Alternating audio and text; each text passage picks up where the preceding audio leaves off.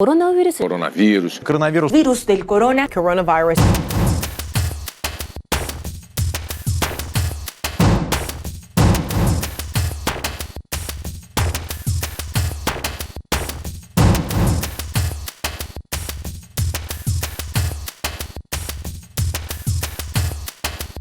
O Brasil tem o primeiro caso confirmado de coronavírus. A Itália é o primeiro país no mundo a entrar em quarentena. Informação importante: a OMS acaba de declarar pandemia.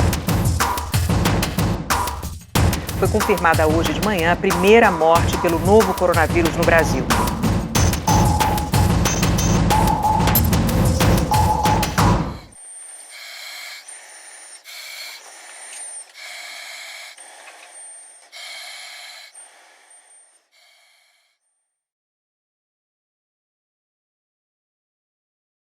Esse coronavírus, o SARS-CoV-2, que causa Covid-19, ele é mais um beta-coronavírus emergente. O que isso quer dizer? É mais um vírus que vem numa sequência onde a gente teve o SARS-CoV lá em 2002, 2003, em 2013 o MERS coronavírus no Oriente Médio, vírus com uma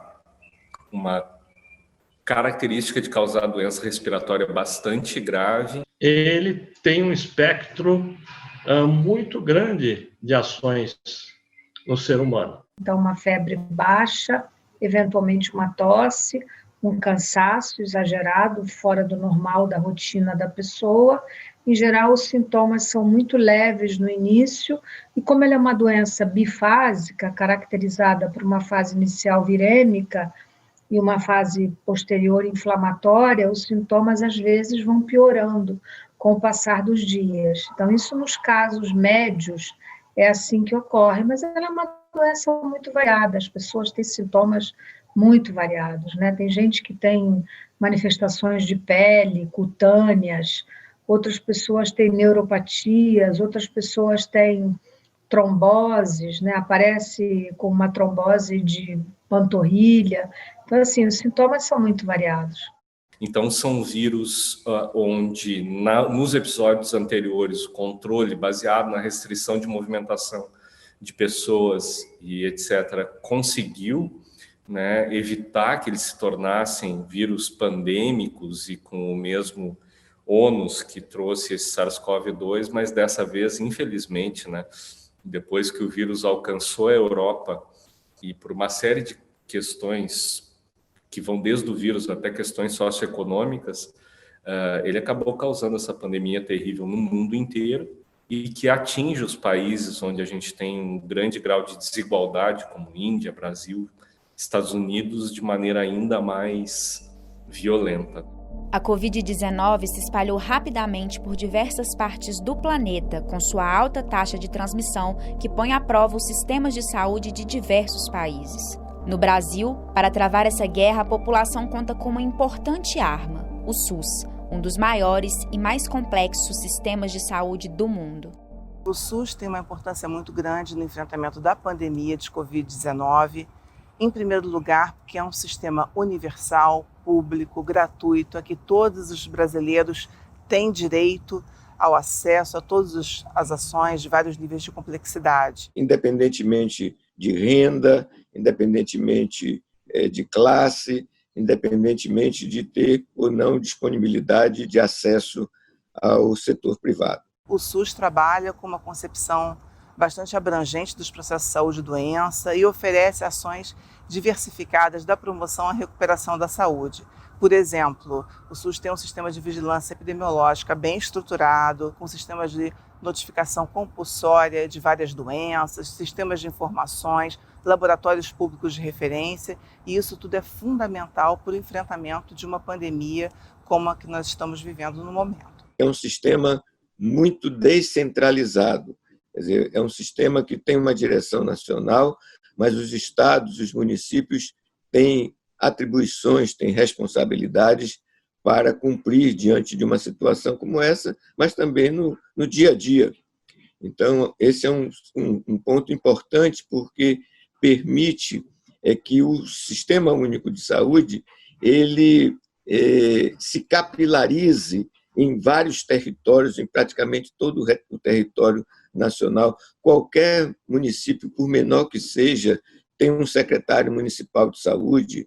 E existem mecanismos de coordenação entre o Ministério da Saúde, secretarias estaduais, secretarias municipais de saúde, que são potencialmente importantes para a coordenação de uma resposta a uma pandemia como essa. Então, um potencial que o SUS tem bastante relevante de coordenação federativa, de coordenação das ações no território nacional. Então, eu diria que os sistemas de saúde universais, particularmente com as características do SUS, que privilegia a participação social, a integralidade da atenção, a descentralização, um grande potencial para o enfrentamento de uma pandemia como a Covid. Uma das primeiras medidas do governo federal por meio do Ministério da Saúde para se preparar para a ameaça do novo coronavírus foi ativar o Centro de Operações de Emergência, o COE, uma estrutura temporária responsável por orientar a União, estados e municípios contra desastres e epidemias. Nós tínhamos um grupo ad hoc dentro do COE, dentro do Centro de Operação de Emergência, composto por representantes da Sociedade Brasileira de Infectologia, Sociedade Brasileira de Pneumologia, o Conselho Federal de Enfermagem, tivemos a Associação Brasileira de Medicina de Família e Comunitária, ou seja, foram vários órgãos representantes de classe, né, com experiência nessa área. Fiz parte de um grupo de médicos, né? Não fui só eu, representando a Fiocruz, onde eu trabalho, e nós fomos ao Ministério da Saúde na primeira reunião técnica, digamos assim, à vida, no início do mês de março, ainda na gestão do ministro Mandetta, no sentido de revisar as normas vigentes no Brasil, né, sobretudo os algoritmos de diagnóstico das chamadas síndromes respiratórias agudas, né? Então, assim, que se aplica aos quadros de síndrome respiratória aguda. E naquele momento, nós trabalhávamos com base nos dados da China, que era o país que tinha tido, onde a epidemia começou e de onde nós tínhamos mais informação. A detecção do primeiro caso suspeito no Brasil, nós fizemos a declaração de perigo iminente. Por quê? Porque aí já está assim, olha, pode acontecer aqui a qualquer momento. Depois nós tivemos, no dia 3 de fevereiro, a declaração de emergência de saúde pública de importância nacional, porque no dia 30 a Organização Mundial da Saúde tinha feito a declaração de emergência internacional, e nós publicamos o primeiro boletim epidemiológico, que é o Boletim 03, com o Guia de Vigilância sobre Covid e o primeiro plano de contingência. Depois, no dia 6, publicamos uma lei, a Lei de Emergência, que é a lei vigente para a emergência. Eu fui um dos autores dessa lei, a Lei 13.979. E, com isso, nós mudamos o nível para a fase de emergência, porque houve a declaração. E essa mudança, como era no início, os primeiros casos eram casos importados, então o objetivo central da resposta naquele momento era de conter o vírus ali dentro de algumas, para ganhar tempo para a gente poder equipar o Sistema Único de Saúde e tudo mais. Depois, no dia 20 de março, tivemos a declaração da transmissão comunitária no Brasil. E aí entramos, a partir do momento em que a gente considera a transmissão comunitária, ou seja, já está espalhado, eu passo para uma fase de mitigação. A fase de mitigação ela é caracterizada para a redução de casos graves e óbitos, ou seja, eu quero reduzir o impacto e os problemas ocasionados pela doença. A partir das diretrizes do Ministério da Saúde e do Plano de Contingência Nacional para Infecção Humana pelo Novo Coronavírus, Covid-19, as diferentes áreas do SUS, entre elas a atenção primária, média e alta complexidade, a vigilância sanitária e epidemiológica e a assistência farmacêutica de cada estado e município, passaram a se organizar para lidar com as novas demandas de saúde impostas pela pandemia. O que houve no Brasil, acho que isso foi importante, foi uma grande expansão de leitos hospitalares. A gente partiu de algo em torno de 15 mil leitos de UTI adulto no Brasil, mal distribuídos, muito concentrados em grandes cidades. São leitos públicos, não estou contando os leitos privados. E a gente observou uma expansão de em torno de 13 mil novos leitos. Então, demonstrou uma capacidade muito grande do país expandir serviços. E nós tivemos, a princípio, o chamamento, a seleção de vários profissionais, tanto da terapia intensiva quanto fora da terapia intensiva, né? E muitos colegas que se voluntariaram a vir também trabalhar conosco, foram contratados, o contrato temporário, depois foi prorrogado, e eles estão trabalhando com de diversas especialidades, não só de CTI, como infectologia, anestesia, cardiologia, pneumologia, gastroenterologia, cirurgiões de diversas especialidades, anestesistas. Então, é muito interessante esse pool de profissionais de diferentes especialidades que veio nos ajudar. Nós médicos tivemos uma enorme curva de aprendizado ao longo do processo, né? Não apenas pelo contato que nós tivemos, muito de nós com os colegas dos países que nos antecederam na epidemia, né? Eu particularmente falei com colegas da Itália, da Espanha, da França, do Equador, né, que teve uma situação epidêmica bastante grave, como todos vocês sabem. Então, nós interagimos muito no sentido de discutir normas e recomendações, mas, sobretudo, nós aprendemos com a prática, digamos assim. O Brasil começou muito bem e depois desandou, por conta de liderança. Eu acho que um líder, ele precisa dar exemplos, não só o que ele acredita para si, mas ele precisa dar exemplos para que a população siga. Acho que nós poderíamos ter evitado várias situações com várias questões, né, que poderiam ter sido feitas, afinal de contas a gente estava vendo o que estava acontecendo nos outros países, e o grande problema foi, em determinado momento, né, bem no início da pandemia, a gente ter perdido essa organização central. Se você não tem uma liderança no nível federal para ditar a política de Estado, não dos estados, e sim de Estado, você fatalmente vai fracassar na gestão da epidemia, né? Então, eu gosto de usar o exemplo das orquestras, né? Se você não tem um regente para uma orquestra, você não vai ter ordem, você não vai ter sinfonia, você não vai ter um afinamento, né, do que essa orquestra precisa, né? E, lamentavelmente, nós falhamos nesse aspecto. O governo federal negando, né, não querendo assumir nenhum dos ônus da pandemia, que são dois, né? Primeiro, o impacto na vida das pessoas, em termos de doença e morte, e o segundo, o impacto em termos das medidas necessárias para o isolamento que atinge a economia. Não querendo assumir isso daí, começou a repassar para os governos estaduais e depois para os prefeitos. E pelo SUS ser descentralizado para nível municipal e estadual, isso conferiu uma certa resiliência do sistema de saúde a essa situação. Então, o governo federal é importante, porque é quem dá orientação.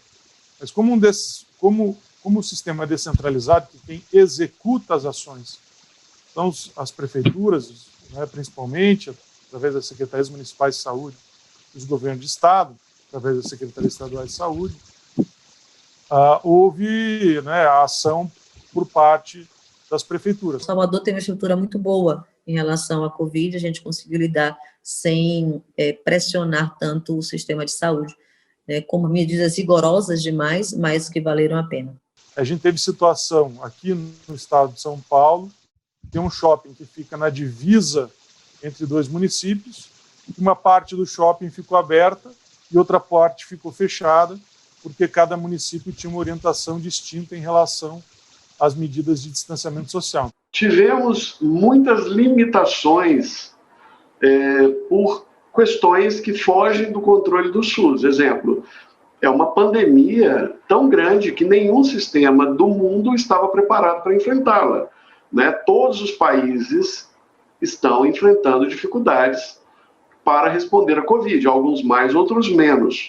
E no caso brasileiro, né, nós temos essa arma poderosa, né, que é o SUS, né, essa capilaridade de assistência com os diversos níveis e que respondeu basicamente com todo, digamos assim, a situação combalida em que o SUS, em muitos locais do Brasil, foi apanhado pela epidemia, né? Mesmo assim, ele foi responsável por 70% a 80% da resposta da demanda. Com todas as críticas, com todo mundo apontando o dedo, mas o SUS funciona.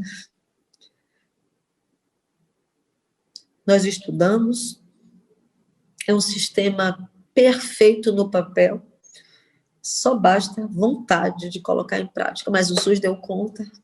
Deu conta desde lá da ponta, no território, até os hospitais de campanha. O SUS começa muito antes do posto de saúde, muito antes da internação, muito antes da UTI.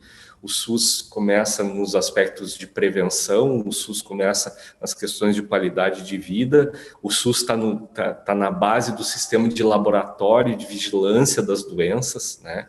Então, ele é uma riqueza, e sem o SUS, sem a ação coordenada, sem a ação estratificada do SUS, esta situação brasileira, que sem dúvida foi terrível em relação à Covid-19, poderia ser ainda mais drástica, ainda pior, principalmente dada a questão enorme das nossas desigualdades. Eu tenho um parente na Itália, em Portugal, que também viveram a pandemia, e elas me perguntavam como está funcionando. Eu fazia que estamos funcionando em rede, tem protocolo da atenção primária, da rede de urgência, a gente sabe fazer tudo em rede. E lá, quem não tem grana, faz o quê? Então, não tem como não aplaudir. Então, não só quem criou o sistema, né, os pensadores, os grandes lá da reforma sanitária, mas a gente que coloca ele em prática. Nós temos um dia a dia que é pesado, assim, principalmente para as pessoas que são diaristas, né, e vêm encarar a rotina do dia a dia. Você chega muito cedo. Na UTI, os pacientes é um regime de plantão, então não existe uma hora para começar nem terminar a presença do paciente grave. Ele fica perenemente no hospital, 24 horas por dia, 7 dias por semana. Toda a força empenhada ali e essa responsabilidade, vamos dizer assim, ela acaba sendo muito cansativa, né? São meses de pandemia, de fluxo muito alto, fluxo de trabalho muito intenso, apesar de muita gente da saúde já ter tido a sua experiência própria cometida por coronavírus, a questão do medo, do receio ainda é uma realidade. Quando era meu dia de estar na sala de triagem, que eu ia ter contato direto com o paciente sintomático, aquilo me fazia acordar 2 da manhã, 3 da manhã, 4 da manhã, 5 da manhã, 5h30 que eu resolvo, que eu levanto. Porque o meu medo era de ser responsável pela evolução de alguém, seria meu filho, ou me contaminar ali e não voltar para casa. Um colega nosso, infectologista aqui, do INE, que trabalhou conosco muitos anos, mais de década, e que pegou Covid, provavelmente trabalhando, né? Ele trabalhava em 2 hospitais, aqui em outro, e que ele pegou Covid, ficou grave, internou num outro hospital, licença respiratória, e acabou falecendo. E isso deu uma quebra, desculpe que eu fico assim, às vezes até é difícil falar, mas deu uma quebra na equipe de confiança, e que nós todos sofremos muito aqui como time, entende? Então, mas a gente relembra dele, ele, hoje em dia, num dos hospitais, não nesse, mas no outro hospital que ele trabalhou, o nome dele deu o nome à UTI que lá permaneceu. Talvez nós estejamos saindo disso com excesso de cicatrizes, mas seguramente com uma curva de aprendizado muito intensa, sem dúvida nenhuma. O reconhecimento da importância do SUS talvez seja um dos maiores aprendizados e legados que podem ficar dessa pandemia. O Sistema Único de Saúde é é uma riqueza do povo brasileiro. O SUS, para mim, é um dos maiores legados, é um dos maiores instrumentos que nós temos para poder, no final dessa lição aprendida toda, de olhar para trás e falar, olha, graças a Deus que temos o SUS, e que não é de nenhum governo, é do Estado brasileiro. Se não fossem sistemas universais e de acesso, digamos assim, relativamente fácil para toda a população, nós certamente estaríamos numa situação bem pior. Se não tivéssemos o SUS, eu digo sempre que seria uma barbárie.